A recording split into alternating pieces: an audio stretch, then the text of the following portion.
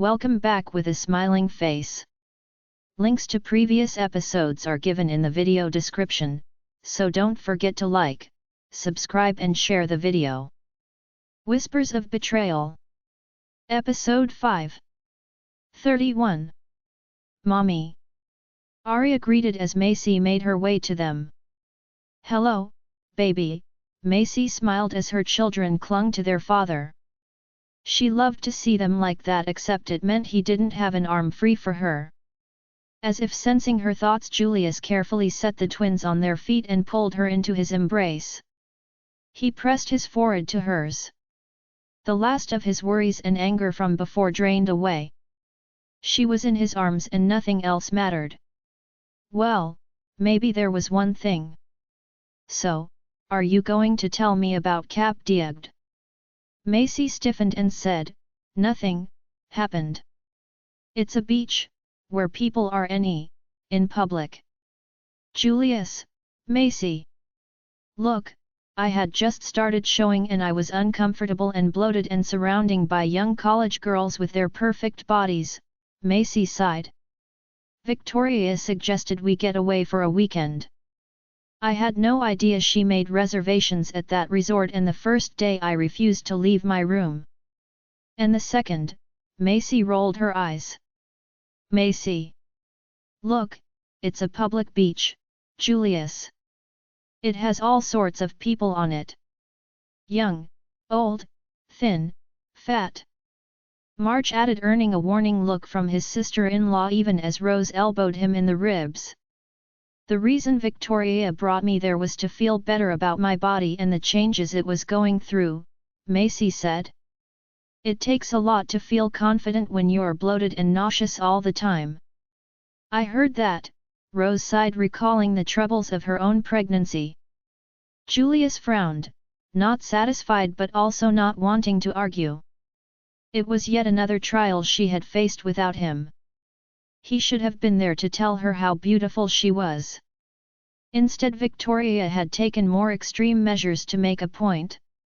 But it wouldn't happen again. For now he would let it go. His embrace tightened, holding her close. I can't believe I'm holding a world-famous artist right now. Macy chuckled, stop. I'm hardly world-famous. I beg to differ, Julius kissed her temple. His gaze swept over the gallery and found they stood close to the first series that had drawn him in, Two Hearts. I can't believe this is your vision. She followed his gaze and blushed as she said, well, actually those are, sort of, self-portraits. What? What do you mean? Julius looked at the series again, featuring a model's growing stomach alongside ultrasounds. Realization suddenly dawned on him and looked back at her. That's you. Macy blushed. To get ready for school I was taking pictures every day and one of my first projects was a self-portrait. Victoria suggested this. She helped me set up the compositions. I tweaked them a bit for the gallery, but, yeah, that's my belly. He held her face and kissed her. His eyes sparkled as he said, you know, when I first visited the gallery I bought that whole series. You did? I did. He kissed her again. You're amazing. Macy blushed again. Normally she felt self-conscious in the crowd, but near him nothing else mattered. Julius sighed, Macy, there's something I've wanted to ask you ever since I saw you at the Baccarat. Okay. He stepped back, pulling a velvet-lined box from his pocket and dropped down to one knee. Macy gasped, shivering with anticipation. I've made mistakes. I'm not perfect, Julius said.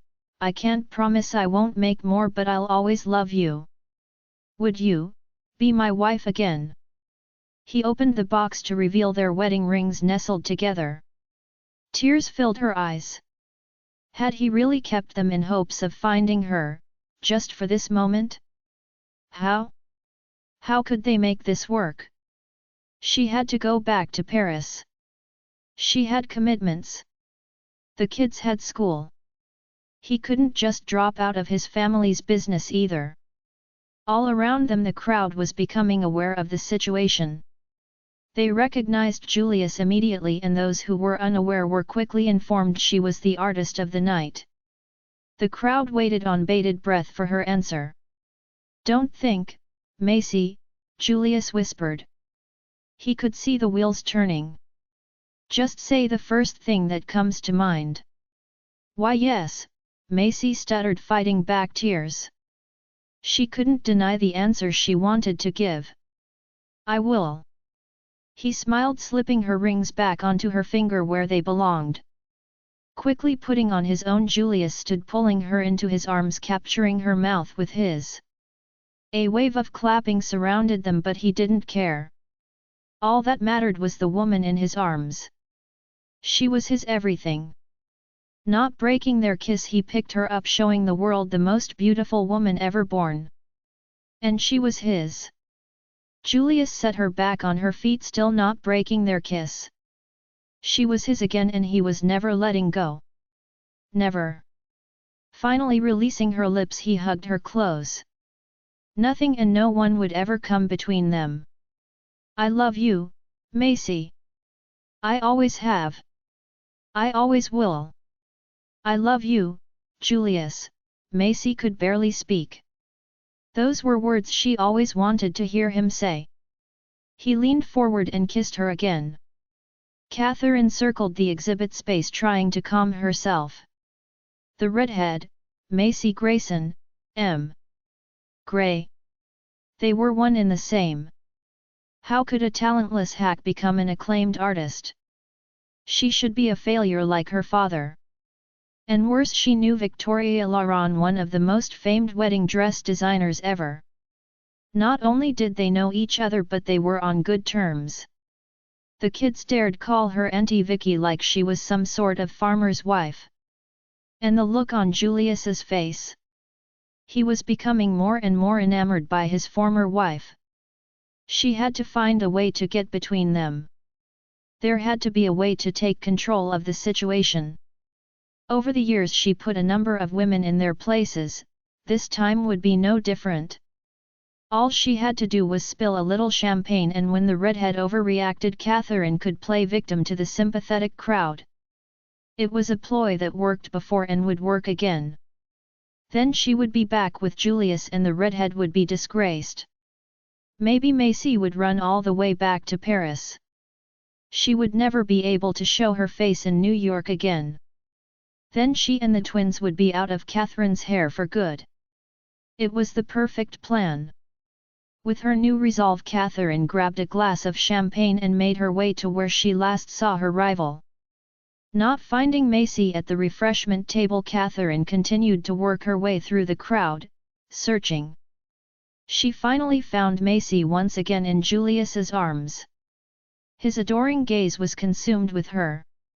His arm snaked around her waist, letting his hand gently caress her curves, which she didn't mind as she leaned into him, smiling seductively, a slight blush to her cheeks feigning innocence. Suddenly Julius dropped to one knee. He held out a velvet-lined box. Nestled within was a set of wedding rings, both male and female. Catherine's mouth dropped open, not believing what she was seeing. Where had those come from? No. This couldn't be happening. I have to stop this. But the crowd was already taking notice as Macy covered her face with her hands, her eyes sparkling with tears. Julius just smiled. "Macy, will you be my wife again?" Her shoulders shook as she stared at the man on his knee. The crowd gathered, sensing a momentous occasion. Fighting tears, Macy finally managed to stutter, "Yes." Julius slid the engagement wedding ring set on her finger. He reclaimed his own wedding band from the box, sliding it on his hand before standing and taking her into his arms. Without hesitation he captured her mouth with his, unaware of their audience as cheers erupted around them. Catherine was rooted to her spot. She couldn't move, couldn't look away. Julius suddenly picked Macy off her feet, not breaking their kiss as he slowly spun her around. He finally set her down and only then broke their kiss. They smiled, staring into each other's eyes before he kissed her again. This couldn't be happening. The room was filled with New York elites, business professionals, and press. By morning news of this would be on the front pages and all over social media. She had to turn it around. How? Her gaze fell on her champagne flute. Of course. The perfect plan. Catherine moved to step forward only to have her hand grasped. She was suddenly pulled back through the crowd. Confused, she didn't fight the force until she was finally clear of the throng. Turning, she found herself facing Stephen. You. He said nothing, turning her toward the bar where she found Augustus silently sipping his drink. His face was an indecipherable mask, but his eyes glinted like a predator. Catherine froze when she saw him. He had never been kind to her, but perhaps he was as disgusted by Julius's action as she was. This might be the chance she needed. Certainly with Augustus's help she would be able to remove the redhead from Julius's life. Dad? She smiled sweetly. Augustus raised an eyebrow, but instead of answering gestured to a folder on the bar. She stepped forward to look at it. What's that? This is an analysis of my son's drink 2 years ago, Augustus said. It appears someone spiked his drink. Catherine felt herself pale as he slid the top page to the side. This is a fingerprint analysis of that same glass, Augustus said. There are only 3 fingerprints on the glass. My son's, though I doubt he would spike his own drink, the bartender's, who swears he knows nothing, and yours. Catherine struggled to maintain a blank expression, but she felt a tick as her face twitched from the stress building within. And this, Augustus slid the analysis aside to show her the last page, is a document showing you were receiving fertility treatments at the time. Her mouth dropped open. She stuttered, How did you get that? You'd be surprised what you can acquire with enough time, patience, and money, Augustus said. A better question would be how you thought I wouldn't know? Of course all of this is purely circumstantial, but it tells an interesting story. Anyone who sees it would immediately put 2 and 2 together. You spiked my son's drink in hopes of sleeping with him and getting yourself pregnant. That right? It's not proof, Catherine tried to compose herself. It would never hold up in court. Augustus smirked, It's proof enough for me. I don't need a court to pass judgment. It seems I have been rather lax since the birth of my grandchildren. People have forgotten I am not a man to be crossed. It's time to remind them by making an example of you. Why you can't do anything to me? My father will stop you.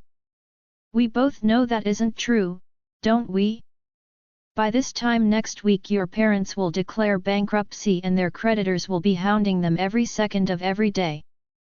How did you know that? My dear, who do you think made that happen? Realization came slowly, but Catherine's gaze widened. Her family's financial difficulties, her sudden lack of funds, it was all due to the man in front of her. But why? Wasn't she the best match for his son? She knew all the best people, traveled in the best circles. She could do so much for Julius, elevate his clientele and connections. What could that redhead do with her art? I let you have your fun. It was even occasionally entertaining to watch, Augustus said, but my plans for my son never included you. He glanced behind her as the security Stephen quietly summoned arrived. It seems Miss Trent overstayed her welcome. See her out. Without a word they seized her by the shoulders and escorted her toward the door. Catherine opened her mouth to protest, but Stephen gave her a final piece of advice. Miss Trent, it would be better for you to leave quietly. It will not look good for you if you cause a scene. Her mouth snapped shut and she was led away. Her face was red with embarrassment, her mind muddled. How? How could this happen? Had Augustus known this entire time? That went well. Stephen gathered up the folder and the papers he compiled and secreted for 2 years while Augustus sipped his drink. Are you going to tell them? No. My sons are smart enough to have their suspicions. We'll leave it at that, Augustus said, looking toward Julius as he slowly released Macy from their kiss. Julius was a proud man. He would be livid once he learned the truth of Catherine's deception, but there was no reason for that, not when he had a young wife and twins to care for. It was better that he focused on the future, not the past. Arya shrieked as she and her brother ran up to their parents. Julius scooped up Catelyn and Macy held Arya, bringing their family together.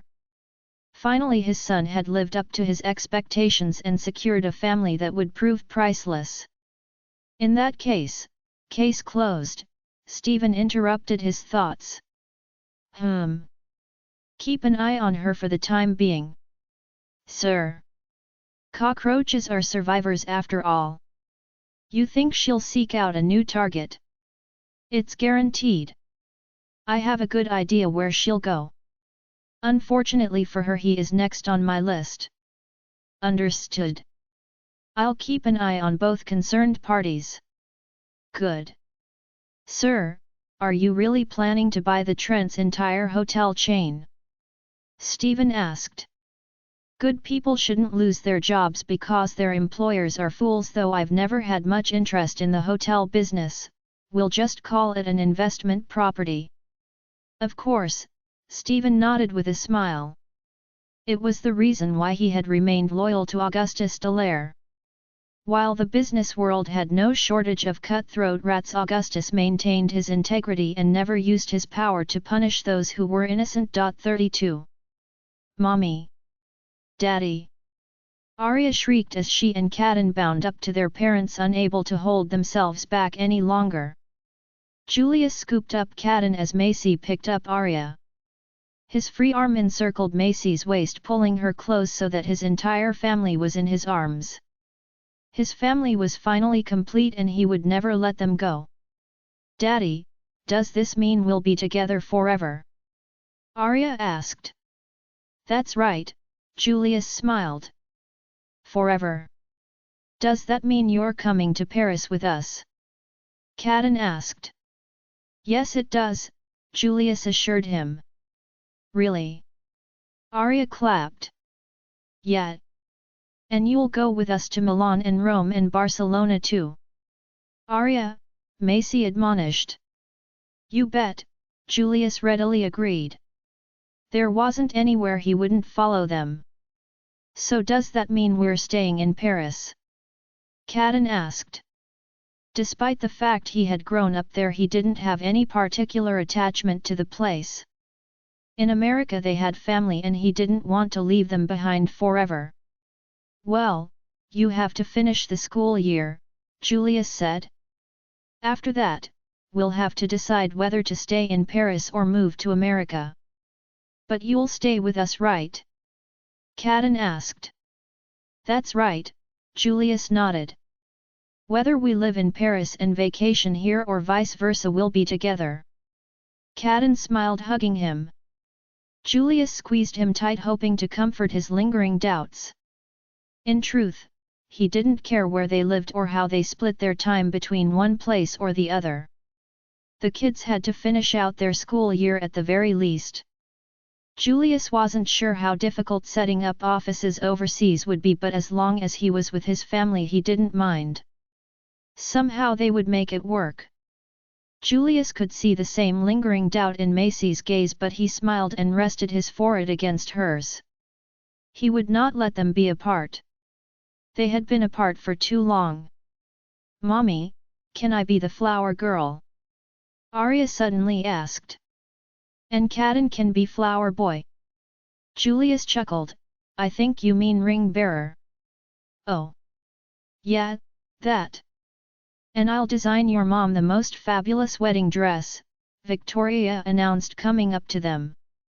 Vicky, you don't have to do that, Macy argued. She certainly wouldn't mind wearing one of Victoria's gowns, but there was no need for it to be specially designed. If I may paraphrase a very intelligent woman, Victoria said, while it is true I don't take custom orders, a favor for a friend is completely different. Macy chuckled hearing her words thrown back at her, but she guessed she shouldn't be surprised. Victoria was a woman who was always shocking everyone around her. "Will you make my dress too?" Arya asked. "Arya? Of course, ma chérie." Victoria laughed. "I wouldn't have it any other way. Yet. And then Kaden and me can play mommy and daddy a special song," Arya declared. "That sounds fun," Julius chuckled. "Should we play one for them now?" Arya looked to her brother, who shyly grinned. "Oh sweetie, you don't? Okay," Kaden agreed as they squirmed out of their parents' arms. He was eager to show his dad what he could do. It had been tough holding it back. The pair immediately darted to the piano. Julius pulled Macy against him so her back leaned against his chest as they watched Kaden climb onto the piano bench. March and Rose moved next to them as they curiously watched the twins. Kaden tapped the keys, familiarizing himself with the instrument, then he settled down and began to play Beethoven's Für Elise, much to everyone's surprise. Even those who had been unaware of the proposal a few moments ago now turned to watch and listen to the melody that was familiar even if they didn't know the title. Julius listened, his mouth falling open. He glanced at March and Rose to see equal expressions of surprise. "Did you know?" March whispered. Julius shook his head. His gaze slid to Jude, who was smiling. As if feeling his uncle's gaze, Jude glanced at him. "Jude, did you know?" "Yeah, of course." "How?" March asked, equally startled. "When Mom and I visited them, we heard piano playing from the door, so while we were flying the kite I asked about it. Kaden told me but asked me not to tell. He said it was a surprise." "Are you surprised?" Julius couldn't believe it. He saw the piano at the villa, but his eyes widened and he searched for his father until his gaze found him. Augustus stood, drink in hand, eyes half closed as he listened with a smile. "Dad! You knew? That's why you have a piano here and one at the villa." Augustus merely smiled and offered no apology for keeping it to himself. Julius's embrace tightened and he whispered to Macy, "Why didn't you tell me? Kaden doesn't usually like a lot of attention. I figured he'd tell you when he was ready." Macy gave him an apologetic smile. Kaden finished to the stunned crowd's applause. He smiled uncomfortably as Macy warned, but he stayed at the piano and started playing a new song. This one was much simpler and familiar if one knew their Disney movies, especially ones starring dogs. Aria's voice soon joined him singing Bella Notte in Italian. "E dolce sogner il sire si color nell'incanto della notte le stelle d'or con il loro splendor sono l'occhi della notte chi vicino il tuo amor c'è seti stringe la notte con la sua magia quanti cure unir sapra. E dolce sogner il sire si color nell'incanto della notte dolce e sogner il sire si color nell'incanto della notte le stelle d'or con il loro splendor sono gli occhi della notte chi vicino il tuo amor c'è seti stringe la notte con la sua magia quanti cure unir sapra. E dolce sogner il sire si color nell'incanto della notte." As she finished, Arya giggled at the amazed faces. Applause erupted throughout the gallery. Kaden scooted off the bench to take a bow alongside his sister. The pair hurried back to their parents, where their stunned father hugged them close. "You little scamps! Are you surprised, Daddy?" Kaden asked. "Did you like our song?" Arya asked. "Yes and yes." Julius kissed each in turn. "It was perfect. I knew I recognized them," Franklin said, sidling up to them. "What do you mean?" Macy asked. I met them in the subway, Franklin explained. I play there as a sort of social experiment. These two showed up and started playing jazz hits with me. On the subway, Macy said, looking at the twins, her mind immediately going to the day they disappeared, somehow arriving at the Dallaire office building, by yourselves. Arya and Caden shared sheepish looks. Augustus, Macy turned to her father-in-law before he could back his way into the crowd and disappear. Did you leave something out? I might have glossed over a few details. You two are in so much trouble. Macy glanced at them. Caden and Arya nestled themselves deeper into their father's embrace, trying to look suitably apologetic. Oh no, you don't. Your father can't help you. Julius hid a smile. He was beginning to see fatherhood was not going to be easy, especially with twins. Not only were they full of surprises, but they seemed to have a knack for trouble. It was a dangerous combination. Franklin cleared his throat. If I may, I actually teach at the Anderson School on the Upper West Side. It's a public school, but its curriculum is accelerated learning for gifted students. With your son's piano skills and your daughter's language skills, along with my recommendation, they wouldn't have any difficulty being accepted. We wouldn't have to repeat kindergarten, would we? Arya made a face. Neither of them particularly enjoyed their classes, which were far too simple for their liking. Well, classes are based on age, but depending on your knowledge they may advance you a bit, Franklin said. You two are already in school. In France they start schooling at 3, Macy explained. The first 3 years are considered kindergarten. Oh, wow. Franklin slowly digested the information. You live in Paris. Then I assume you know French, and you were singing in Italian if I'm not mistaken. How many languages do you know? Caden knows 3, but I know 5. Arya proudly said. He would know 5 too, but he doesn't like talking. Caden stuck out his tongue and scowled at his sister. You know 5? Franklin asked in surprise and looked to Macy for confirmation. English, French, Italian, Spanish and German. She's a sponge. Arya smiled sweetly. Caden is really good with numbers, Macy added. But he does speak English, French, and Italian. Spanish too if he wanted, since it is so close to Italian. Really? Caden shrugged.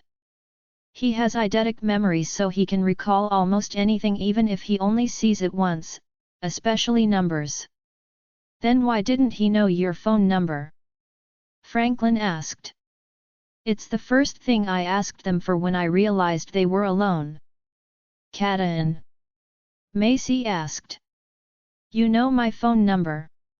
Why didn't you tell him? Because then we wouldn't have gotten him to take us to Grandpa's work.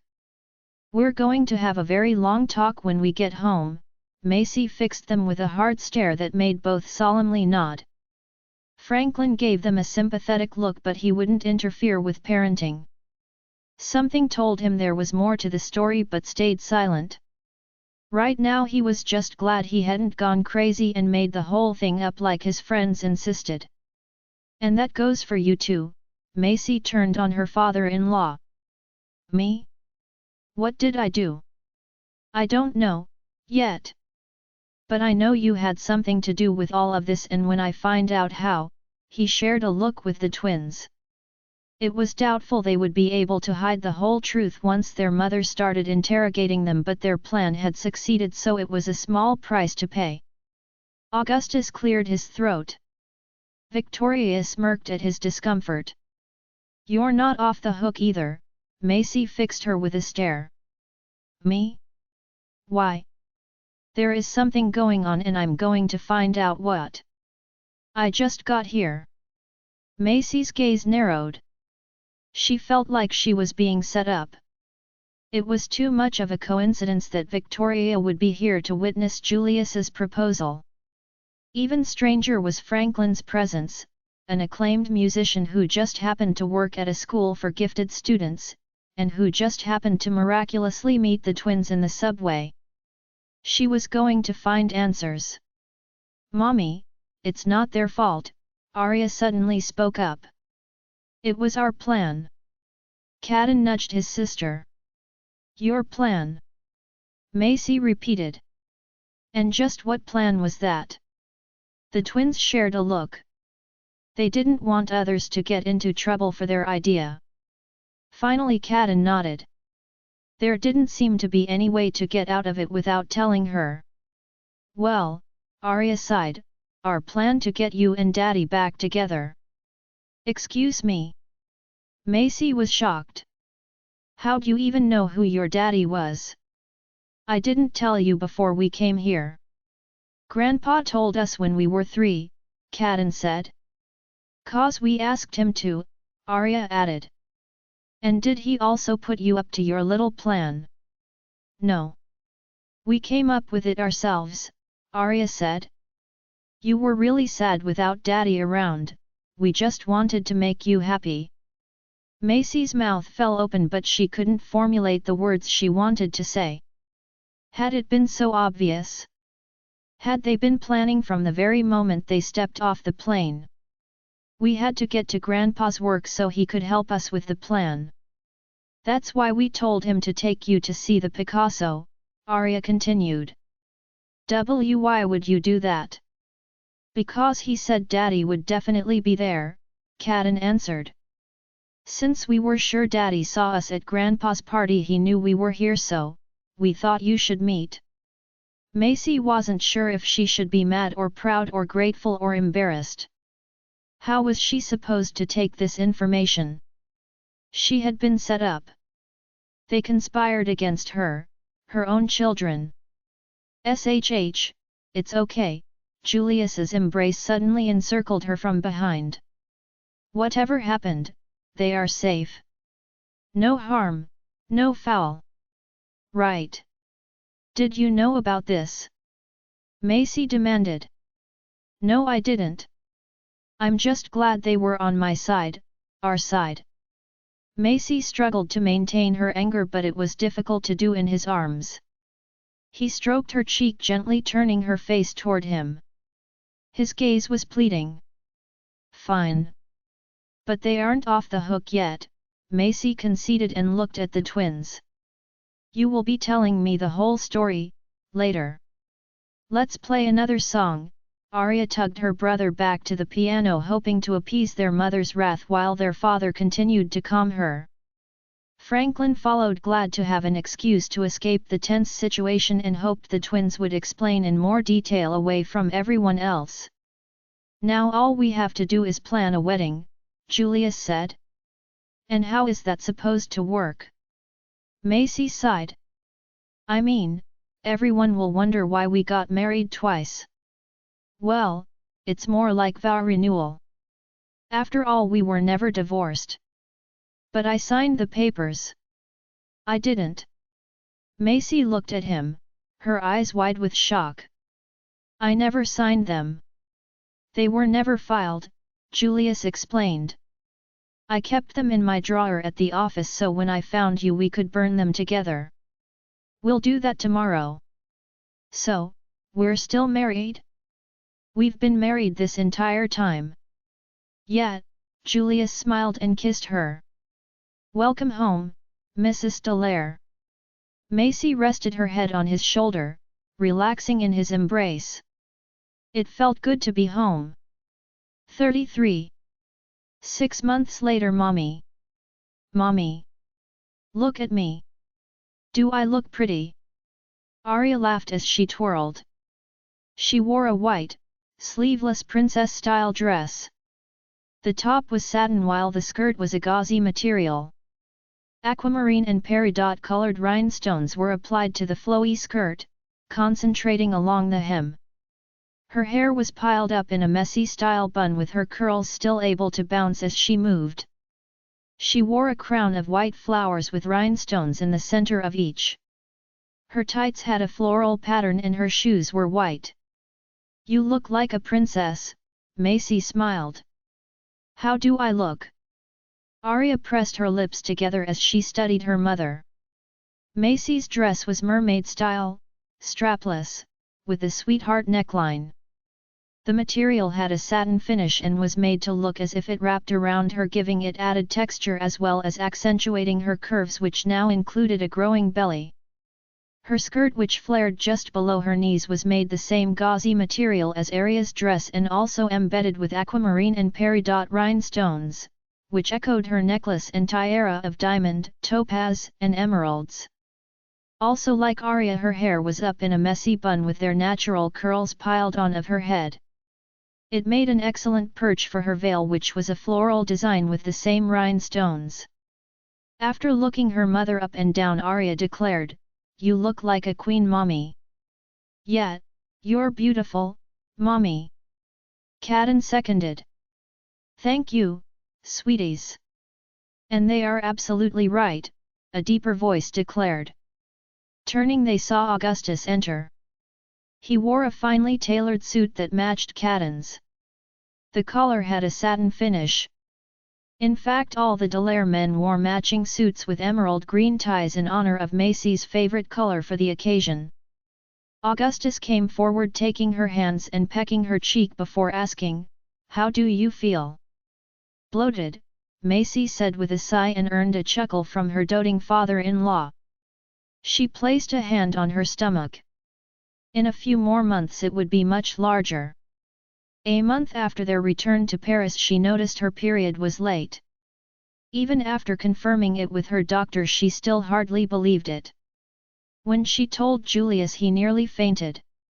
He wondered how it was possible since she was on birth control, but as her doctor pointed out, no birth control was 100% effective. "Don't tell me my grandson is already making it difficult for his mother," Augustus said in mock surprise. Macy laughed with him. His obvious delight at another grandchild was evident. The only thing that would excite him more was if they were staying in the States, but Julius, Macy, and the twins had to return to Paris when their All Saints holiday was over and wouldn't return until Christmas. Julius was true to his word and hadn't hesitated to move to Paris to be with them. The first few weeks he played house husband while he acclimated, then he contacted Herr Leon and arranged their first meeting since the latter's trip to America. By the time the kids were on their summer vacation, he laid the groundwork for the European offices. Not being one for business, Macy had no idea how he managed, especially considering he was still learning the language. The twins' summer vacation was largely spent in Paris, with a few trips to America coinciding with Julius's business trips. As the summer came to a close, they decided to remain in Paris for another year, much to Augustus's and Franklin's disappointment. Julius needed more time to solidify their company's foothold and saw no reason to uproot his family, especially with a baby on the way. Their continued stay in Paris did not disrupt their planned vow renewal, however. Between phone calls, Skype calls and visits, Macy, Rose, and Victoria organized the event to coincide with the twins' holiday break. Victoria naturally took over the duty of designing Macy's wedding dress, using her original gown for inspiration. She called her final design, "Something old, something new, something borrowed, something blue." Macy hoped the something borrowed referred to the necklace and tiara. She was uncomfortable wearing something so extravagant and expensive, though no one would tell her the actual cost. "Shall we? Everyone is waiting," Augustus offered his arm. Macy nodded, picking up her bouquet of baby blue asters and white roses. She looked to the twins. Arya grabbed her basket of blue and white petals, while Kaden carefully supported a baby blue pillow with a pair of rings resting on it. Initially Macy had been against new rings, but Julius eventually convinced her. Her new ring was similar in design to her engagement ring, with the addition of a pair of topaz and even designed to attach to her other rings. The inclusion of topaz meant that hers, Julius's and the twins' birthstones were all together. Julius's new ring was another simple silver band, this time inlaid with blue to match the topaz. After the thought he put into each, she could hardly say no to his request. threading her arm into Augustus as they headed out with the twins preceding them through the Dallaire mansion. As with their wedding, their venue was the estate's backyard. An arbor stood in the well-manicured yard in front of several rows of seats. As before, the guest list was only about 100 people composed of family, close friends, and a few business associates along with a handful of press allowing them to report on their own personal experience, though all pictures of the event would be provided by the official wedding photographer. This time their photographer was Macy's assistant, Dylan. Dylan, freshly graduated from college, was originally hired by Macy as an au pair for the twins. It was a position Dylan's friends discouraged her from taking, especially after they heard she would be working for an American, but she really needed the money.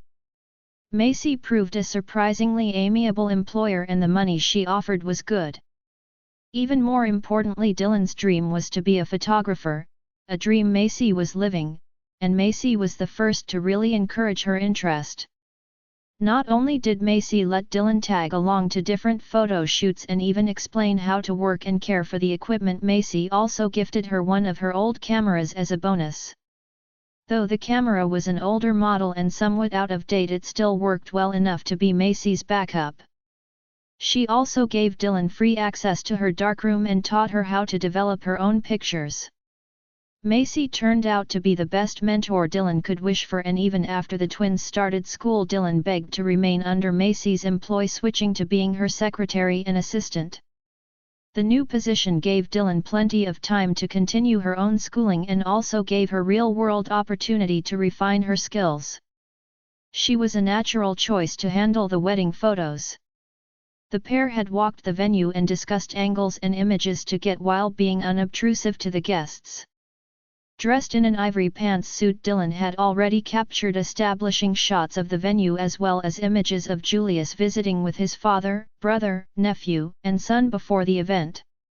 She took pictures of Macy and Aria's preparation, getting so caught up in capturing moments she almost didn't get herself ready in time. For extended photo shoots, Macy often had two cameras. When one was full, she'd switch to the other while Dylan removed the film from the first and replaced it. Since Dylan was on her own, she prepped 3 cameras to allow herself to keep taking pictures without needing to constantly reload. Dylan wasn't the only guest who was working. Franklin sat at a keyboard set up near the front ready to play the wedding march since Cadden was ring bearer. His placement gave him ample view and he was among the first to see the foursome emerge from the mansion. As the kids neared the aisle, he began to play "I Can't Help Falling in Love with You" by Elvis in lieu of a traditional march in homage to Macy's parents who used the song for their first wedding dance. The guests stood and turned as Aria and Cadden walked down the aisle as practiced. Aria tossed handfuls of petals as they went, earning many smiles from the admiring crowd. Reaching the end of the aisle, Aria found she had a lot more petals than needed. Not sure what to do and not wanting to stop the proceedings, she simply tipped her basket upside down and dumped the rest in a pile where she stood to everyone's startled delight. Satisfied, she and her brother walked up to where their father waited at the altar. Their Cadden presented the rings. Smiling, Julius kissed both on the top the head, taking the rings and sending them to join their aunt and uncle waiting in the front row. March held out his hand, allowing the pair to give him a high five for a job well done. Straightening, Julius watched as his father and Macy started their own march, unshed tears blurring his sight at the vision, and he couldn't wipe the smile from his face. A hush fell over the crowd as they watched the bride escorted by her father-in-law. For those who had been present 8 years ago, it was a familiar sight since Augustus walked Macy down the aisle then too. Reaching the altar, Augustus gave her a gentle peck before allowing Julius to take her hands. Macy was as nervous as she was 8 years ago. Back then Julius had been a reluctant groom, though he maintained an accommodating smile. Today was different. His expression was soft and hinted at restrained passion for the woman in front of him. There were no lingering doubts in him. Macy handed her bouquet to the waiting Victoria as the minister gestured for the guests to sit. Family, friends, we are gathered here today to celebrate the blessed union of Julius and Macy as they renew their vows and pledge their love to each other, a love that has already blessed them with 2 beautiful children. Time has tested them and their love. It has made them stronger, their connection surer, their feelings truer. They stand together as one, ready to face whatever challenges lay in the future. Julius, do you promise to continue to love, honor, and cherish Macy in sickness and in health, rich or poor, till death do you part? Yes. Macy, do you promise to continue to love, honor, and cherish Julius in sickness and in health, rich or poor, till death do you part? Yes. The rings? Julius, place the ring on Macy's hand and repeat, with this ring I still be Wednesday. With this ring I still be wed, Julius said with a smile. Macy, place the ring on Julius's hand and repeat, with this ring I still be Wednesday. With this ring I still be Wednesday. I now pronounce you, still married. You may kiss your wife. The crowd chuckled at the minister's words even as Julius eagerly leaned forward to do the one thing he had wanted to do the moment he watched her walk down the aisle. He completely ignored the applause, holding her close. He would never let her go. 34. Paul sat quietly nursing his drink. The reception was held on the patio with circular tables arranged along the perimeter. Off to one side was a piano with the center left open for the dance floor. The largest table held not just the bride and groom but the entire Dallaire family, from its reigning patriarch to the twins. As close friends Victoria, Franklin and Dylan, when she wasn't taking photos, were seated at a neighboring table which would have normally been for Macy's family. From there he had an excellent view of the happy couple. Macy had not stopped smiling, leaning in whenever Julius moved to kiss her, which he did often whether or not the crowd tapped their glasses. They followed traditional French meals, beginning with an apéritif, an alcoholic drink which Macy substituted with sparkling juice she shared with the twins, hors d'oeuvres, a main course with a choice of vegetarian, seafood and chicken alongside a plate of salad and followed by a selection of cheeses. They were now enjoying dessert which had several options, all included honey as the main ingredient to satisfy the bride's sweet tooth rather than a typical wedding cake. After he finished his dessert, Cadden left the table to sit at the piano, much to the surprise of the majority of the guests. He started with Beethoven's Für Elise and the attendees were instantly captivated to hear such playing from one so young. Franklin did not miss the opportunity to record the performance on his phone. He still hoped to convince Julius and Macy to enroll the kids at Anderson, assuming they returned to the States permanently next year. He also wanted proof, as some of his colleagues still didn't believe him about the boy's ability. Paul's attention remained on Macy. No one had been more surprised than him when Julius followed through with his promise to move to Paris to be with her and the twins. There had been laughable moments as he adjusted to the unfamiliar culture, but the twins helped him as much as they could, even introducing him to Elias. Surprisingly, Elias, who generally didn't like people, took to Julius immediately, earning him even more points as far as the twins were concerned, since they were fond the street performer. In seemingly no time, Julius was able to make business contacts and lay the foundations of his family's business. Its influence was already growing. But, worse for Paul, was news of Macy's pregnancy. Ever since it was confirmed, she practically glowed. Dylan was given more responsibilities in the dark room as Macy wanted to limit her exposure to chemicals, though she still took the lead behind the camera, fulfilling her promise to photograph Victoria's new line as well as continuing her own projects. She wanted to get as much done as she could before the final trimester so she could focus on the baby. When he saw her walk down the aisle, Paul's breath had been taken away. Even now he was lost in admiring her as she leaned into Julius's embrace, listening to Cadden play. As he finished, Cadden looked to the table with his family gathered around. At first it looked as if he was seeking his sister, but his gaze settled on his mother. Smiling, Macy stood, kissing Julius's cheek before making her way to the piano. Arya immediately took her mother's place and climbed into her father's lap. Many curious gazes followed Macy as she sat beside Catelyn. Their curiosity was soon satiated as the pair played a tune familiar to everyone even if they didn't know the name, Hoagie Carmichael's Heart and Soul, much to the delight of the audience. "I didn't know Aunt Macy could play," Jude looked to his family in surprise. "Oh yeah," March nodded. "We used to go to her recitals when we were kids. I think she even won a few competitions, didn't she?" He looked to his brother for confirmation. Julius nodded, remembering Macy being so nervous she almost threw up before one in particular, perhaps a city championship? If he remembered correctly, she lost to a younger girl. He couldn't remember her name, but he recalled they claimed she was some sort of progeny. What he did remember was how devastated Macy had been. In order to console her, Julius had gone to the refreshment area and brought her back a honey bun drizzled in extra honey. Macy's tears had dried almost instantly at his gift, and he was rewarded with a genuine smile. "But she stopped all of a sudden," March added. "She stopped playing after her father passed," Augustus informed. His sons looked at him in surprise as neither of them had made the connection. "He's the one who taught her to play.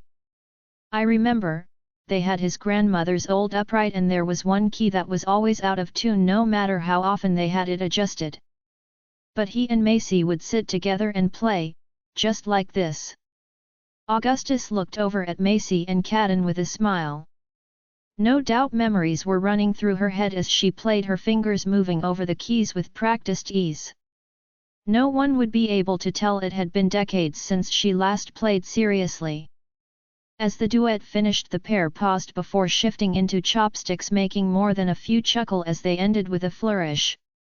Laughing, Macy hugged Catelyn, whose expression was ecstatic and without his usual reserve. Arya pulled her dad's ear close, whispering, "It's time for your dance, Daddy." Julius smiled, standing and carrying her to the piano. Setting Arya down, he offered his hand to Macy, who blushed. Taking his hand, she allowed herself to be led to the center of the patio. Catelyn situated himself on the bench, and once his parents faced each other, began to play. To those who had been present for their wedding, the melody was recognizable as it had been the song Macy and Julius first danced to in the past. For those who hadn't been there, it was still recognizable as it was the theme of Macy's favorite movie, storybook Love from Princess Bride. Arya's sweet clear voice joined her brother's playing as she sang in French to the crowd's surprise. "Vines, je vais te raconter une histoire. D'un gars et d'une fille et de leur amour. Et il aimait tellement. Et tous les charmes qu'elle avait. Casest prodit une fois. Quand n'était pas si compliqué. Il adorait le sol qu'elle marquait. Et quand il l'a vu, il était obsédé. Mon amour est comme un conte de fées. Mais c'est aussi vrai que mon cœur. Mon amour est comme un conte de fées. Mais c'est aussi vrai que mon cœur. C'est aussi vrai que mon cœur, cet amour était plus fort que le mal, un prince avait en sa possession tisser des sorts pour voler un cœur dormant dans sa poitrine. Mon amour est comme un conte de fées. Mais c'est aussi vrai que mon cœur. Mon amour est comme un conte de fées. Mais c'est aussi vrai que mon cœur. C'est aussi vrai que mon cœur. Il a dit, ne sais tu pas que j'ai aimé et que j'ai dépose mon cœur à tes pieds. Elle a dit, ne sais tu pas que les contes de fées ont toujours un fin heureux. Il prise dans ses bras comme dans les livres et sur son cheval, ils en alirant. Mon amour est comme un conte de fées. Mais c'est aussi vrai que mon cœur. Mon amour est comme un conte de fées. Mais c'est aussi vrai que monde cœur. Paul watched the couple dance leaning close to each other. Julius rested his forehead on hers as her arms circled his neck. His hands were at her hips, thumbs gently stroking her belly as they swayed to their children's performance. Paul struggled to swallow back the jealousy flaring within him. Since the gallery opening he had familiarized himself with Macy's favorite book and movie as well as some of her other likes, but apparently there was still more he didn't know. Like Jude, he hadn't known she used to, and still could, play the piano, or that it was a special memory with her father. Everything he learned only taught him how little he knew and how much more Julius already did. Buy best-selling books online. As the twins finished their song, Franklin put away his phone and headed to the piano. Some of the guests recognized him as he and Caden fist bumped before changing places. While Franklin made himself comfortable, Caden and Arya hurried to their parents.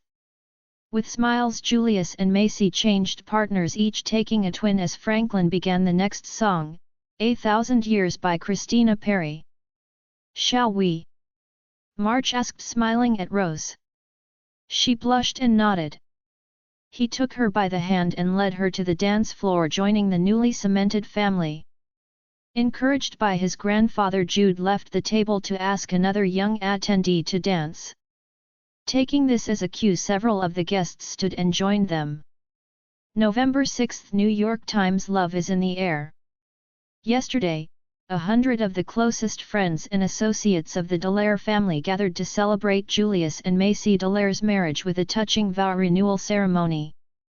The blushing wife was gorgeous and sophisticated in her one-of-a-kind gown created by the famed designer Victoria Laurent. Celebrated pianist and member of the Philharmonic, Franklin Jackson, played a beautiful rendition of Elvis Presley's Can't Help Falling in Love with You, while the bride, accompanied by her father-in-law and preceded by her precocious twins, walked down the aisle.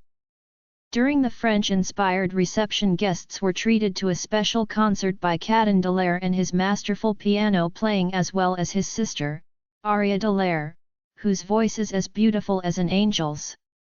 The pair performed a special version of Storybook Love for their parents' first dance. Afterwards, Franklin once again returned to the piano so the twins could join their parents in a touching dance that brought many to tears, while others chose to join the family on the dance floor and celebrate their love and joy. Julius and Macy plan on returning to Paris soon so the twins can continue their schooling. Julius is also busy building his family's business overseas, and Macy, who is famed photographer M. Gray, readies pieces for her next exhibit. The happy couple is also preparing to welcome their third child, due in March. 35. Her phone buzzed loudly, alerting Catherine of new notifications. Groggily she stirred, sitting up, and rested her back against the padded headboard of the hotel bed. Beside her, Frederick snored loudly as he lay like a starfish passed out. She sighed out of irritation and disgust. She ached from his rough, alcohol-fueled lovemaking. How had her life come to this? As Augustus foretold, her parents filed for bankruptcy. They had been forced to sell off their properties, vacation homes, cars, artwork, and even their entire hotel chain. Unfortunately, or perhaps expectedly, Augustus's influence was at work, and they not only sold their assets for far less than market value but fell well short of making enough to pay back their creditors. The IRS had started proceedings for a detailed audit as well. Despite the fact her parents faced possible incarceration, Catherine had very little concern for them. She was too worried about her own future. After news of Julius's public proposal broke, Frederick sought her out. No doubt he hoped to comfort her and perhaps help himself to Julius's spoils. Knowing a prime opportunity when she saw one, she cried her eyes out, earning his dedicated sympathy and attention as he encouraged her to drown her sorrows. It hadn't taken much to get him up to her room after that. Their first night had been sloppy and he passed out halfway through, but it was enough to start rumors making them a couple. After that, everything proceeded as Catherine planned except for one thing. Frederick was rough in bed, constantly insisting on all sorts of dirty talk. But it was treatment she was willing to put up with to secure her future. She had begun her fertility treatments again, so it was only a matter of time before she properly secured Frederick's proposal.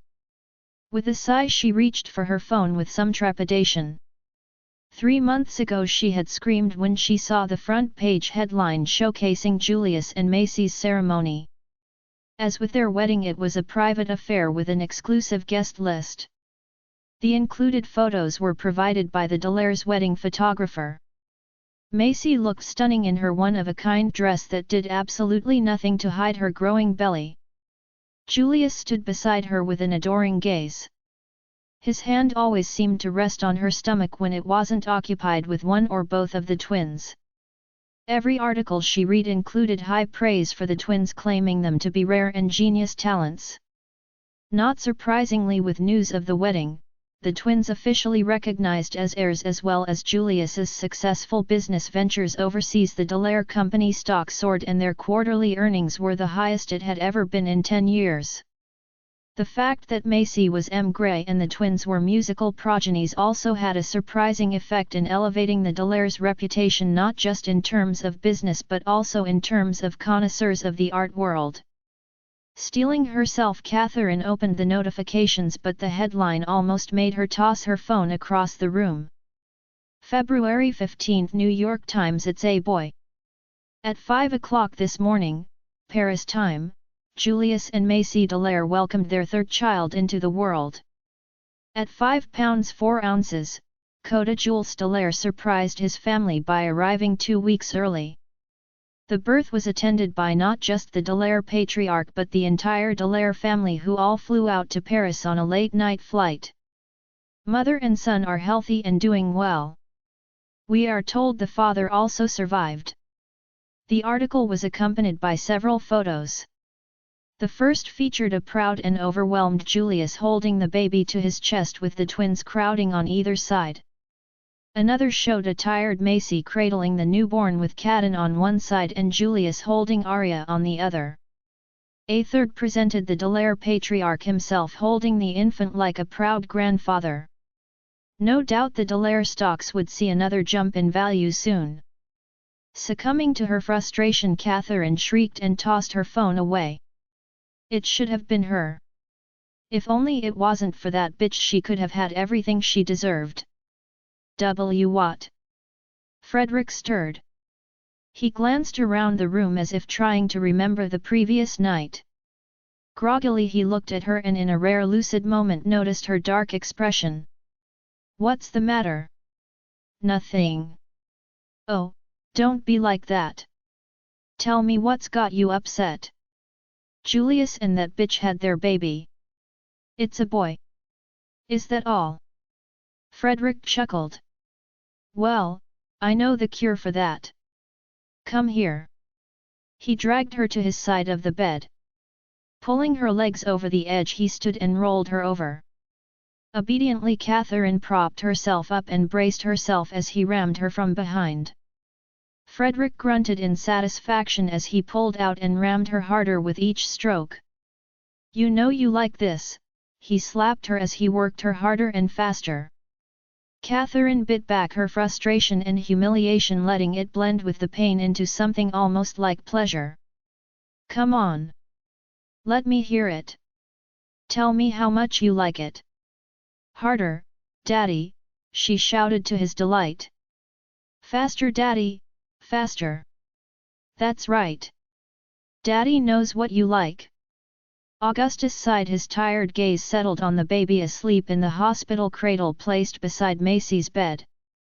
In Europe, hospitals encouraged mothers to breastfeed and care for their infants immediately if there were no worrying complications preventing it.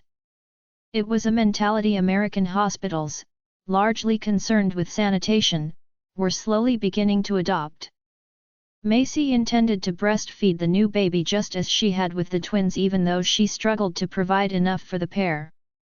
Since this was her second birth, her body seemed better prepared, and with only one to feed, the process should be easier to maintain. Though it was still early, everyone finally left to try and rest. March, Rose, and Jude headed to a nearby hotel while Victoria, Dylan and Paul retreated to their respective homes. The baby's early arrival had taken them all by surprise. Augustus still remembered the panic in Julius's voice over the phone. It was 2 in the afternoon in New York, which meant it was 8 in Paris, when Julius informed him they were on their way to the hospital. Augustus immediately called March and Rose while Stephen made arrangements with the airport to secure departure time for their private jet. Jude raced to make it home in time to join them.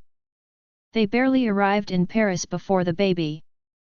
Macy was asleep resting peacefully, and no one deserved rest more than her. Caden lay beside her, his head resting on her shoulder, also sound asleep. It had been a long night for all of them.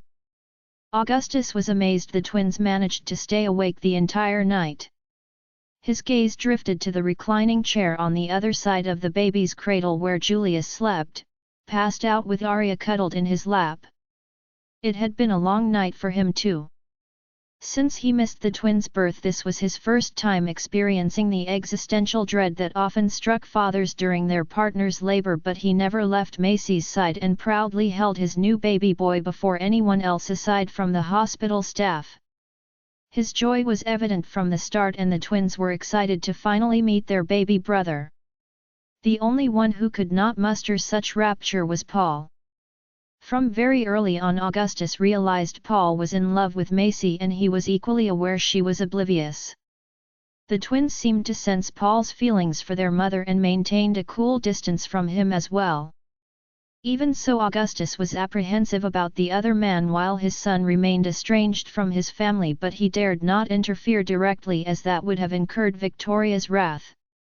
Augustus still recalled their first conversation almost 6 years ago when he found himself confessing to Victoria his hope of reuniting Macy and Julius.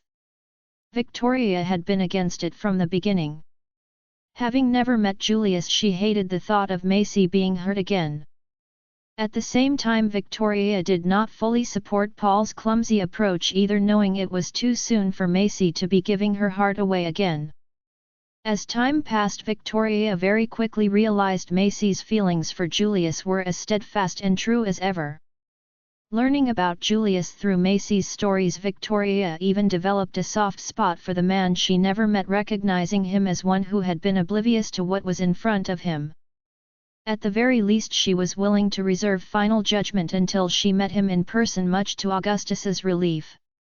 Whether Julius knew it or not, he had cleared a major hurdle in renewing his relationship with Macy by earning Victoria's graciousness. Julius must have left a promising impression because Victoria offered no protests when he proposed. Her only concern seemed to be losing her friend and the twins, as it was likely they would eventually relocate to the America. So far the family chose to remain in Paris, but Victoria was already making plans of her own. Still unbeknownst to Macy, she signed a contract with Kleinfeld ensuring she would be splitting her time between Paris and New York from now on. Paul, on the other hand, distanced himself. Though he was genuinely happy for Macy, he could not shake his jealousy towards Julius.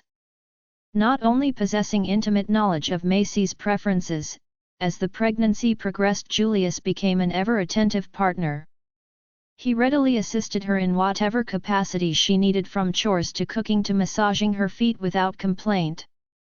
It became more and more clear to Paul they were perfectly matched. Macy was still oblivious to his feelings towards her, and Paul did not want to disrupt her happiness with Julius and the twins. He just couldn't bear to watch another man fulfill the role he coveted. So he kept his distance. It was best for everyone. Victoria was supportive and helped him come up with excuses for missing events. Julius undoubtedly knew the real reason but said nothing. Macy remained blissfully unaware, and that was the way Paul wanted it. One day he would be able to forget his feelings and just be a friend, eventually. Until then he would watch from afar. As long as his family was not disrupted, Augustus was content and saw no reason to interfere. He basked in this quiet success. Finally both of his sons knew the happiness he had always wanted for them. In the end it had all been worth it. "Sir." Augustus looked up as Stephen handed him his phone. "I don't know if you wanted to see this, but it is proceeding as you predicted." Augustus took the phone, reading the headline and scanning through the images of Frederick and Catherine. They seemed to be making quite the spectacle of themselves now that Julius was beyond their collective reaches. "And it is confirmed she has started fertility treatments again." "Proceed as planned. You know what to do." "Yes, sir." Augustus nodded, letting his gaze return to the sleeping family, unaware of the actions he took on their behalf. There was no need to involve them. The baby would need a lot of care and attention, and it was best for Julius and Macy to focus on their family. Augustus would handle the rest. No one crossed a delare. 36. When Victoria met Macy, "Doctor, how is she?" Augustus demanded as soon as she exited the bedroom. Signing for quiet, the doctor peered into the bedroom at her patient comfortably resting before pulling the door closed. Maya Darman had been practicing for over 2 decades and had gathered a rather exclusive clientele. Though her hair was slowly fading to grey now, her wits were as sharp as ever. It was often assumed the rich were entitled and self-absorbed, and in some cases that was undoubtedly true. However, there was also reason for their entitlement, especially in terms of healthcare. After all, ensuring their good health as well as the health of their heirs was doubly important when the rumor of a cold was enough to affect their company's profits and stocks. With such stakes, it wasn't a surprise they rarely stepped into a hospital, preferring the physician to make a house call. And of course that doctor had to be trustworthy enough not to succumb to idle gossip. Augustus Dallaire was no different, but he wasn't impossible with his demands. As such, she was able to maintain her own practice, aided by his generous donation and endorsement. "She's resting comfortably now," Maya said. "I prescribed her something for the nausea if it gets that bad again, but the most important thing for her right now is rest and to reduce her stress levels." "Stress?" "This is her first pregnancy, and according to what she told me, her cycles have a habit of being irregular," the doctor explained. "Irregular cycles can be a sign of hormonal imbalances, in which case getting pregnant can be more difficult and also more difficult to maintain, especially in the first trimester." Augustus felt himself go pale. His wife had a hard time conceiving, and Rose had as well. Was Macy similarly cursed? What about the baby? "As far as I can tell, it's fine," the doctor sighed. Augustus let out a slow breath. She should continue to rest and allow the pregnancy to establish itself. She should take it easy and relax, and you should keep as much stress out of her daily life as possible. "It shall be done," Augustus nodded. "I'll return in a couple days for a follow-up, but call me if anything comes up before then." "Of course, thank you, doctor." A sidelong glance at Stephen was all that was necessary to instruct the younger man to escort the doctor out. When they were both gone, Augustus quietly let himself into the bedroom.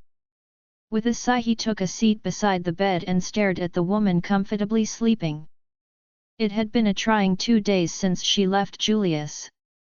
She left everything behind aside from a handful of cash.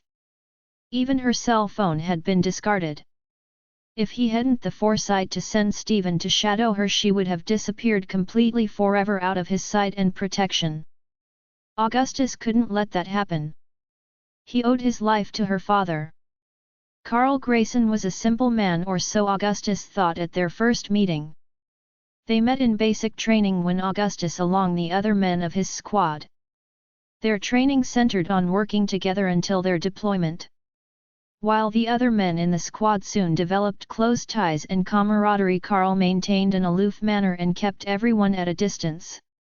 He obeyed orders and carried them out to the letter, but seemed to lack imagination. Battle was a fluid thing, and sometimes it was necessary to think on one's feet, but Carl seemed to lack this ability, and it caused strife among the other members. When not actively training, he spent an inordinate amount of time checking his gear, sharpening his knife or disassembling and cleaning his weapon rather than hanging out with the squad. Even at mealtime he kept himself apart, quietly observing them. Not wanting any disharmony with his men, Augustus took Karl aside one day to confront him about these issues. Karl merely nodded quietly and shrugged when he was asked to work on them. Frustrated, Augustus demanded, "These men are your comrades. How can you expect them to watch your back if you don't prove yourself to them?" "I don't expect them to," Karl answered easily. Augustus was at a loss for words. Was this even possible? Was this man serious or just that arrogant? "I know I'm not making a good impression, but I never do," Karl continued when Augustus continued to stare at him. "I'm just not good at relating to people no matter how much I want to. It's like music. Music. Yes. Everyone here is like rock music while I'm classical. Have you ever listened to Beethoven?" "No. I can't say that I have." "That's a pity. He is considered a genius for a reason. Whenever I play one of his pieces I feel uplifted." "You play?" "Yes, my grandmother taught me. I think she did it so I could connect to something since people are hard." Karl frowned, momentarily lost in thought. "But in any case, I'm not good with people. Because they don't like the same music. Like has nothing to do with it. We just don't connect." Karl sighed, frustrated. It was perhaps the only time Augustus ever saw him express an emotion. When you turn on a radio station, it's because you like the music they play, right? Whether it's rock, country, classical, whatever. No radio station plays them all, right? I know I'm not explaining it well, but, no. It's fine. I think I understand what you are saying, Augustus said after a moment, sensing Karl was getting worked up from his own ability to express what he thought. You have a hard time connecting to others. It's not something you can control or overcome. Right. But these men are your comrades and your life will depend on them. I will never abandon my comrades, Karl nodded. There was no uncertainty in his statement and Augustus was forced to leave it at that, though he was still unsatisfied. He made up his mind to try and include Karl more in hopes of improving the squad's harmony. That plan fell through as they were shipped out soon after. Karl remained aloof and unapproachable, but while others complained about the heat and humidity he remained stoic and unbothered. It actually gave the others a bit of confidence, oddly enough. Augustus's lips twitched, fighting a smile at the memories. He looked again to Macy.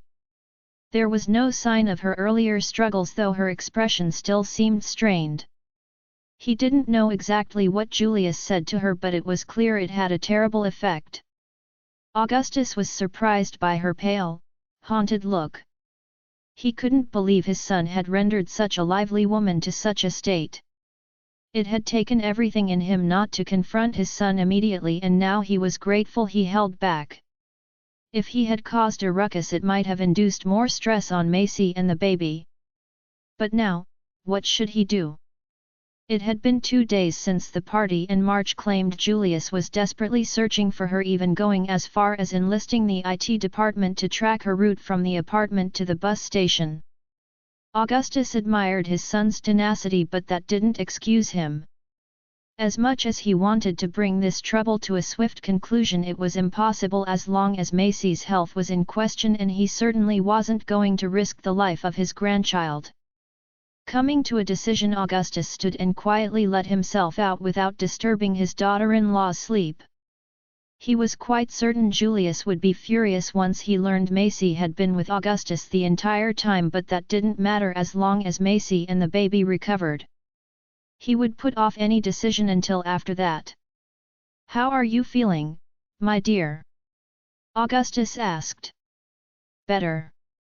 Macy managed a smile. She was relaxed, reclining on her pillows. It had been just over a week since she arrived at the mansion. The staff had been told not to reveal the identity of their guest and to treat her with the utmost care following doctor's orders. Luckily his sons were infrequent visitors, and since his birthday party there was little need from them to come home when they saw him at work every day. Normally Augustus lamented their inattention, but now he was grateful as it allowed Macy to recover without interruption. "I'm glad," Augustus sighed. "And the baby? The doctor says its heartbeat is strong, so she doesn't think there will be any complications as long as I avoid unnecessary stress." "Good." Augustus didn't try to hide his relief but continued to worry how the next topic would affect her. "As much as don't want to, I need to discuss something with you." "Oh." Macy looked at him genuinely confused. It seemed she had not heard any rumors about Julius's continued search.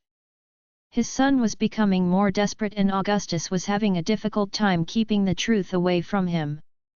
He was beginning to suspect that Julius found out about the pregnancy despite Macy's assurance there was no way for him to know. "It's about Julius." Macy stiffened and her serene expression fell. "You should know he's been looking for you ever since the night you left," Augustus said. "I haven't told him you are here." "Thank you," Macy said after a moment. I'll leave soon. So you don't need to worry." "Now hold on," Augustus argued.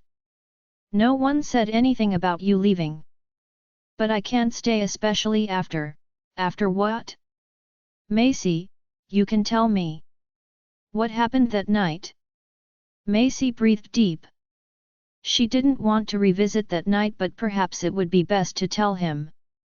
Slowly coming to a decision, she started from the beginning. Augustus listened quietly, fuming. How could his son do such a thing to the wonderful woman in front of him? Did he teach him nothing? "And when I got home, I found the divorce papers." "Divorce papers?" Augustus leapt to his feet, ready to drag his son in front of him at that very moment. "Dad, please, calm down," Macy said. Looking at her pale face, he slowly marshaled his control and sat down again. It was no wonder she had been so unhappy and stressed. Augustus took her hand, holding it gently. He wasn't sure exactly when he noticed Macy had developed a crush on Julius. Was it when they were in high school? At the time Julius had been something of a playboy, going out with several different girls, though he was never serious about any of them. None of his relationships lasted more than a week, but they had an effect on Macy.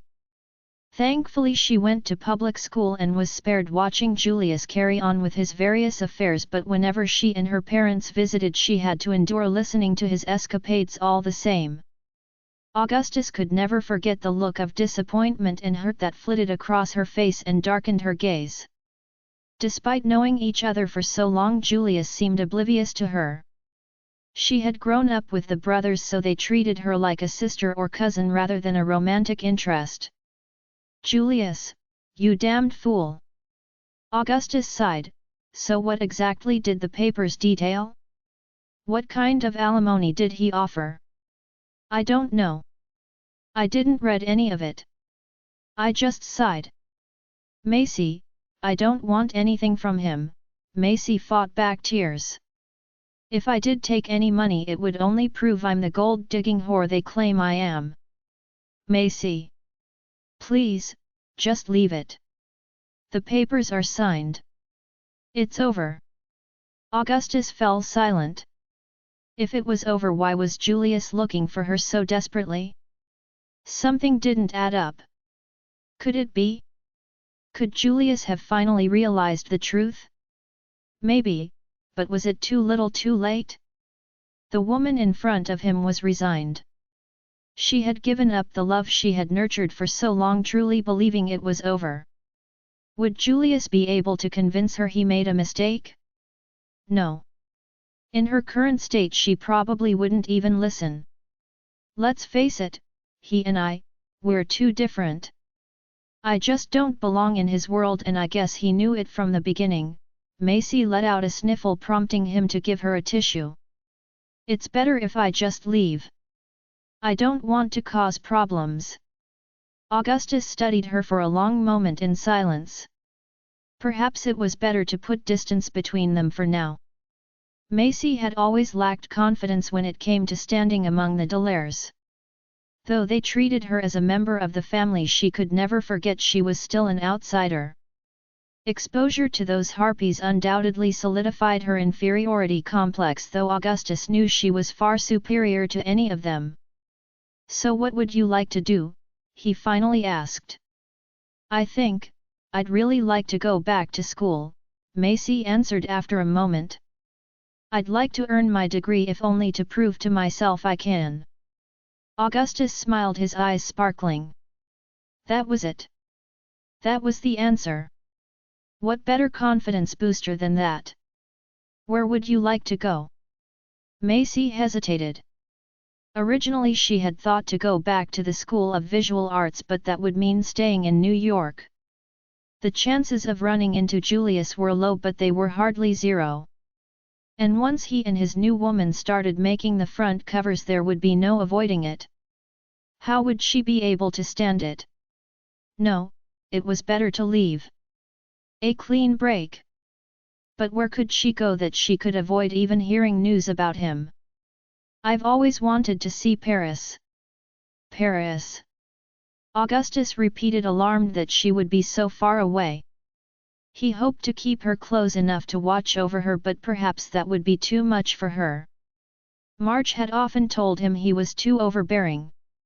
It was true, he could exert influence and pressure without even trying. A bird couldn't fly if left in a cage. But he wouldn't let her fend for herself. No. He would do everything he could to support her. She was the daughter of the man who saved his life and the mother of his future grandchild, so he would do everything he could to aid her. "Very well. Paris it is." Macy blinked in surprise. "Give me a week or two. I'll send Stephen to secure you a proper living space as well as look into hospitals." "Oh, you don't," "He doesn't, Macy, my dear," Augustus smiled. "You are, and will always be, my daughter-in-law. You are the mother of my grandchild. I refuse to let you settle for anything less than the best." Macy bit her lip. "You want to go to school, yes? And you'll be having a baby soon. You'll need proper care and amenities for you and the baby." "Well, yeah, but let me do this for you, Macy. I promise I won't interfere, but I want to be there for you and my grandchild." "Okay. Good.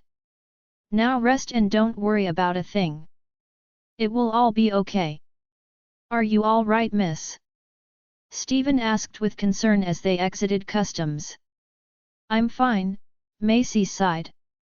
"Air travel has never been my favorite. It will be much easier from here." Hailing a cab, Stephen loaded her luggage into the trunk, then gave instructions to the driver. Macy listened, amazed at the ease with which he handled the situation.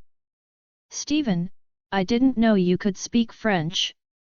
"I can't. But I learned a bit when I came here to set up your apartment," he said, "but I only know enough to give the correct address." Macy was silent for a time. "I'm going to need to learn, miss. French. If I'm going to stay here, I really should learn the language, don't you think?" "You have a point. It will be especially useful when you begin attending school. But the state has several remedial programs specifically for immigrants to learn the language." Macy bit her lip. After a moment she said, "Classes are good, but I think I'll learn faster and more naturally with a tutor." "Very well. I'll make arrangements." "You will?" "Of course," Stephen agreed.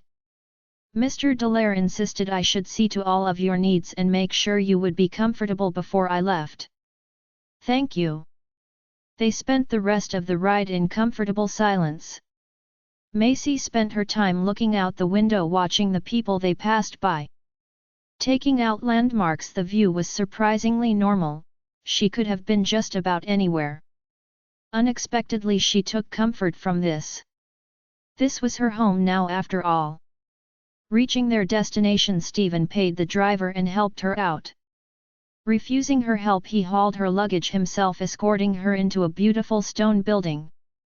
She had expected a simple two-bedroom apartment, but a short ride in the elevator brought her to a surprisingly modern space. It had an open concept with wide windows overlooking the city. The kitchen was clean with stainless steel appliances for a fresh feel.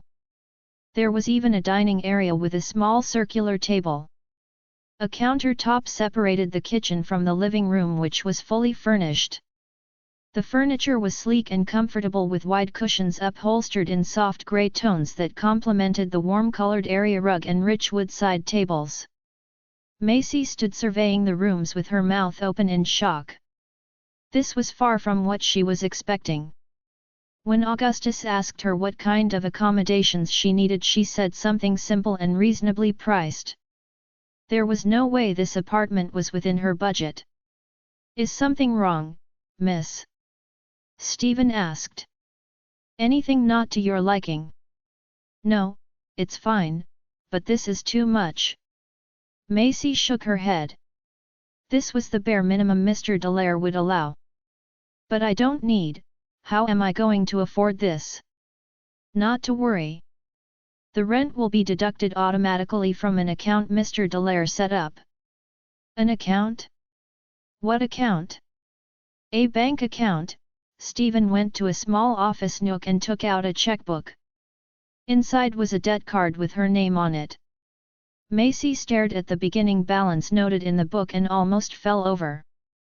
Wide-eyed she stared at him in disbelief. Augustus said he was going to support her through her college education, but this was too much. "Buy best-selling books online, it is the bare minimum," Stephen assured her. Macy let out a slow breath.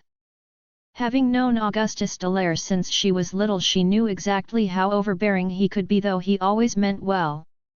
As a man who dearly loved his family, knowing he would be so far away from his grandchild, he was no doubt very worried. It was actually rather surprising he agreed to let her move to Paris in the first place. Her gaze fell on the checkbook again. Just because he gave her this much didn't mean she had to spend it. It was a small concession, but one she could at least accept. "Would you like to see the nursery?" Nodding, Macy followed him to one of the bedrooms. It was quite large and would give the baby ample room to grow into throughout their toddler years and onward. The walls were neutral color. The dresser, crib, swing, and changing table were white with light green accents. Opening a dresser drawer, she saw it already stocked with anises, booties, and sleepers. The only thing missing was the baby. With a small smile, her hand settled on her stomach. 8 months from now that place would be filled. Slowly turning, she saw Stephen watching her. Blushing slightly, she gave him a genuine smile for the first time since their arrival. Victoria stepped out of the cab with a sigh, checking her phone for the address one more time before entering the building. Though she was generally confident and carefree, she had to admit she was feeling a little anxious about this meeting. She had seen the advertisement a week ago for a private tutor willing to teach remedial French to a newly arrived immigrant from America. Like many people, she didn't have a favorable opinion of Americans in general. They were arrogant in their claims of coming from the greatest country in the world, as if their country never did anything wrong or didn't have problems. At least other countries admitted their shortcomings. The militant patriotism displayed by Americans was extremely uncomfortable to watch. Then there was American fascination with sexuality, when at the same time they were completely uncomfortable with their own bodies. They either saw themselves as too fat or too thin, too short or too tall. Half the population was busy trying to reach some unattainable ideal, while the other half simply gave up on life and succumbed to obesity. Victoria readily admitted she was a bit freer than most when it came to her body. She had no problem with her own self-image and was completely comfortable in her own skin. Her bohemian lifestyle certainly wouldn't be considered typical even by French standards, but she had no regrets and certainly no desire to change. But she was also broke. Money was the only reason she applied for the position of tutor.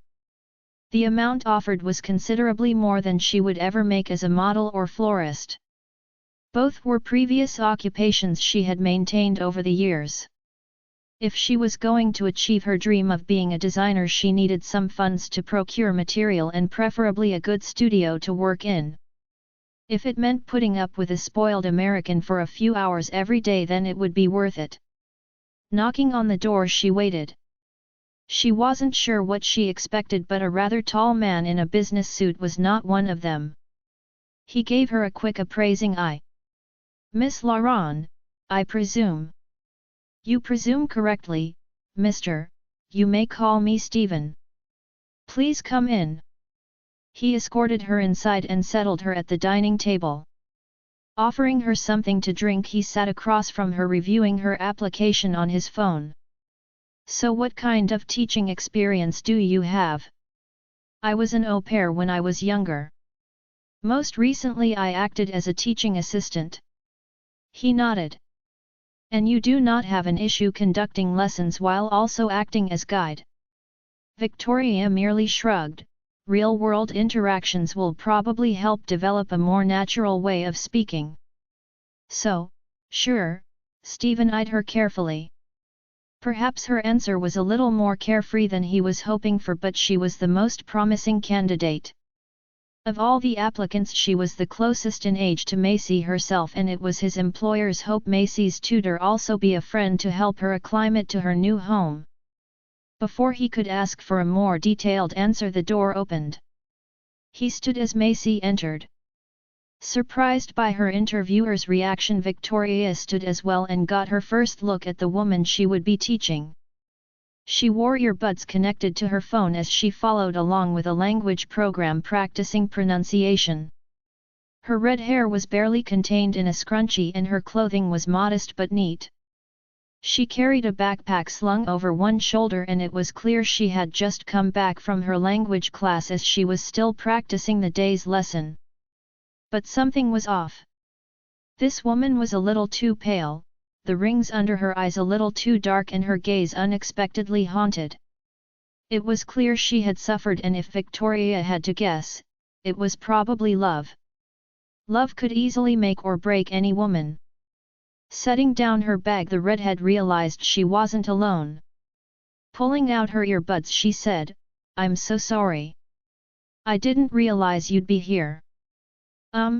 Bonjour." Victoria fought back a laugh. There was something genuine and sweet about this woman. This wasn't what she expected, but she was pleasantly surprised. "Miss," Stephen nodded. "This is Miss Victoria Laurent. She is your language tutor." "Oh, hello. I'm Macy." "It's nice to meet you, Macy." Victoria stepped forward, offering a hand. "Just call me Vicky." "The twins cometh." Macy woke with a sudden urge to pee. With a grunt, she pushed herself out of bed, struggling with her large stomach. She gently stroked it. It had been months since the doctor told her she was not having just one baby but two. Twins? It still didn't seem real despite her expanding middle. Twins, actual twins. She eased out of bed and retreated to the bathroom to relieve herself. Once she was comfortable again, she moved to the living room and sat on the sofa. She was grateful for the large cushions. Her back and feet constantly ached, and now it seemed the twins had settled permanently on her bladder. That was something no one warned her about. She inhaled deeply as her body tensed.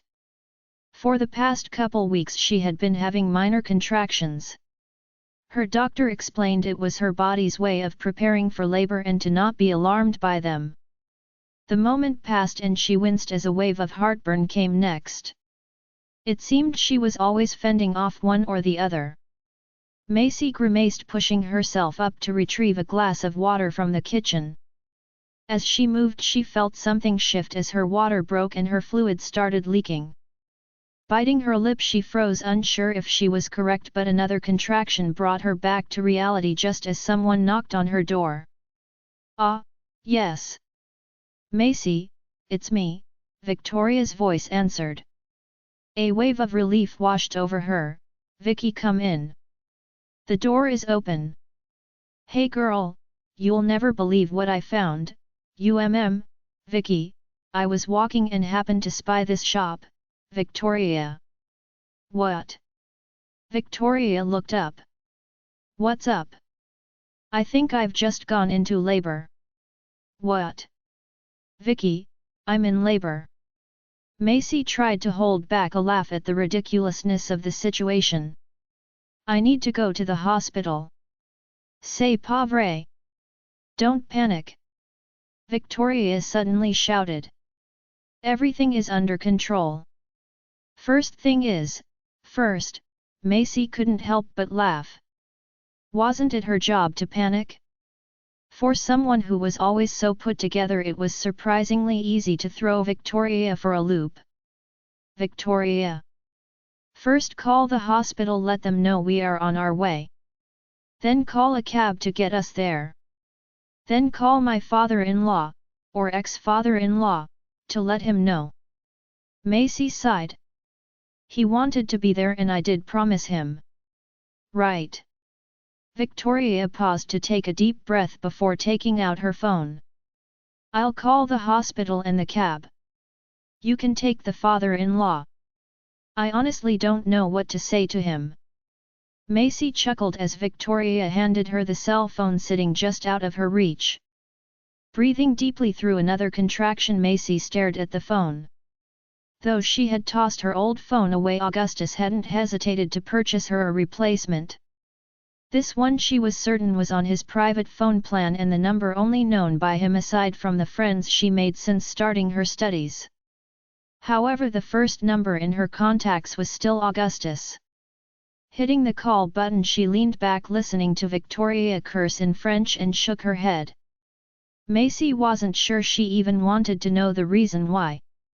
She doubted Victoria would be unloading her frustration out on hospital staff. She guessed it had something to do with the cab.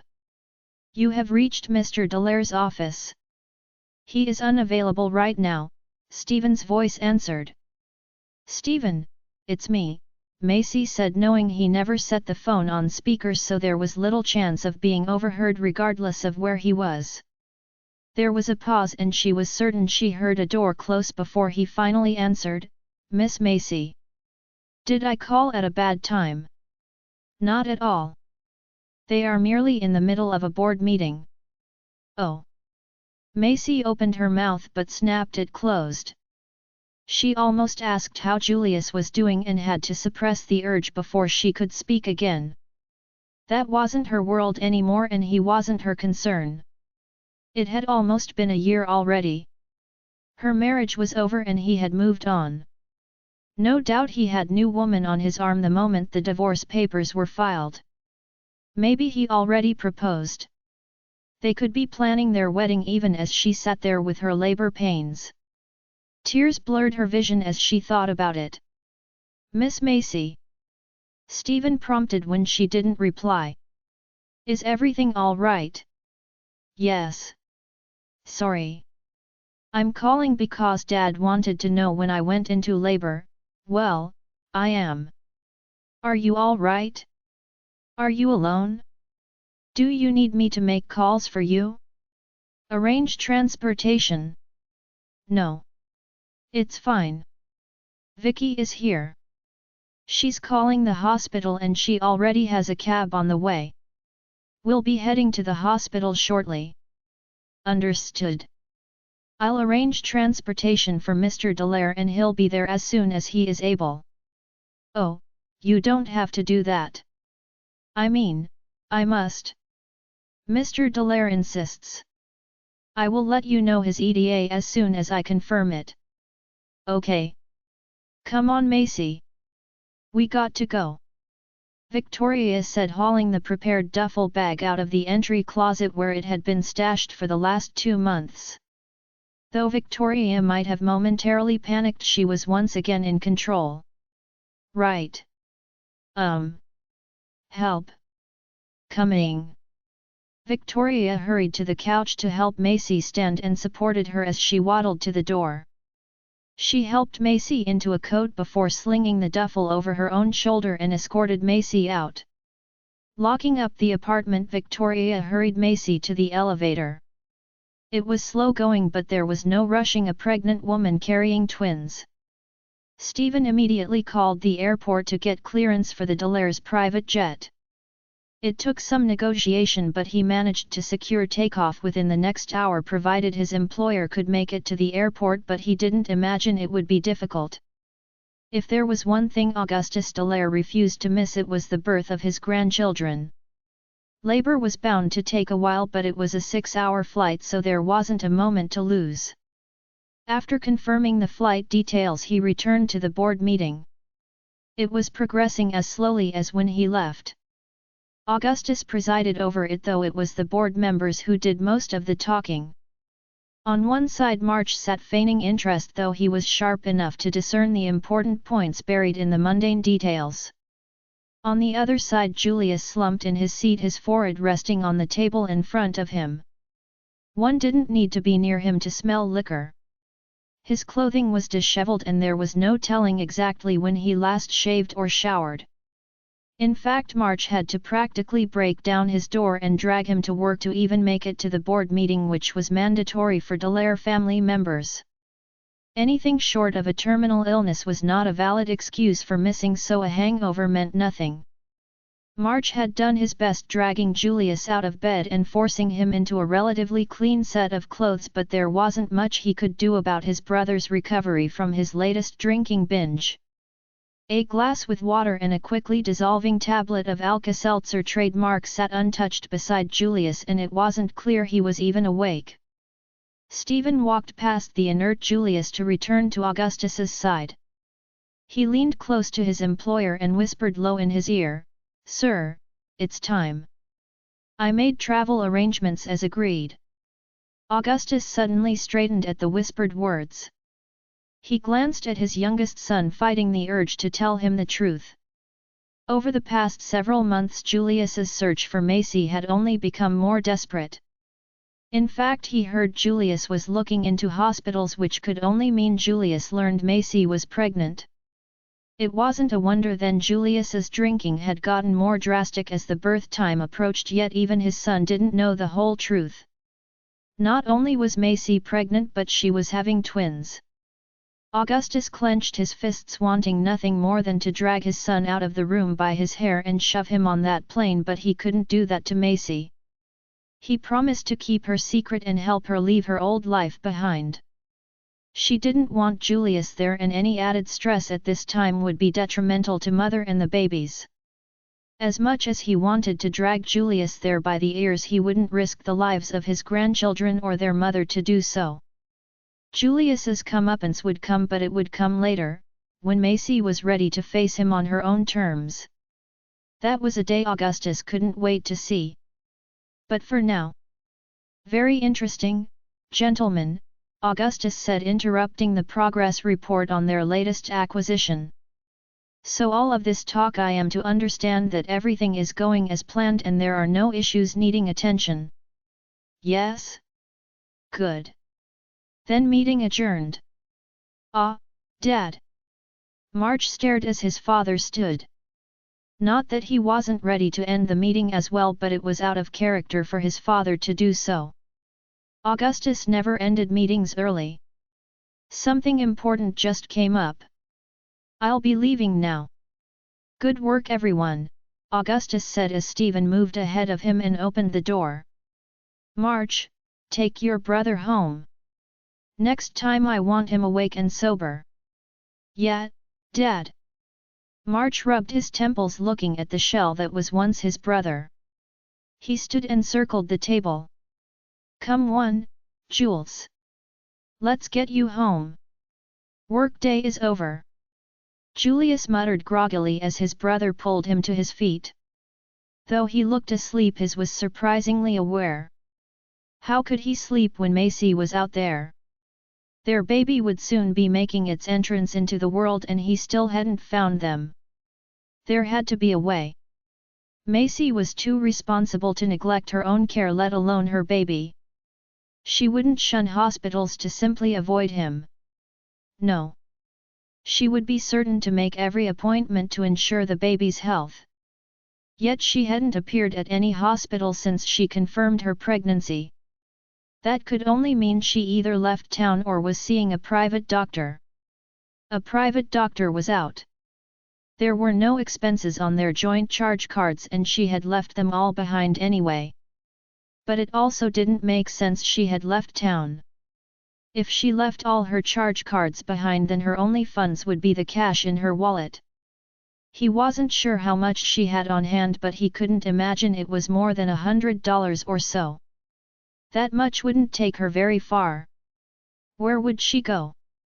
Damn it, Macy, where are you? I know, March sighed as he half walked, half carried his brother to the elevator. I wish I knew where she went to. Somehow they made it to the parking garage where March pushed him into his Subaru. Julius groaned as he collapsed across the back seat. He raised his hand to stare at the wedding band he still wore. It glinted as if laughing at him. Macy, where? Here we go. Victoria escorted Macy down the steps to the sidewalk where their cab waited. The cab driver tapped the steering wheel impatiently as Victoria carefully helped Macy inside before climbing in herself.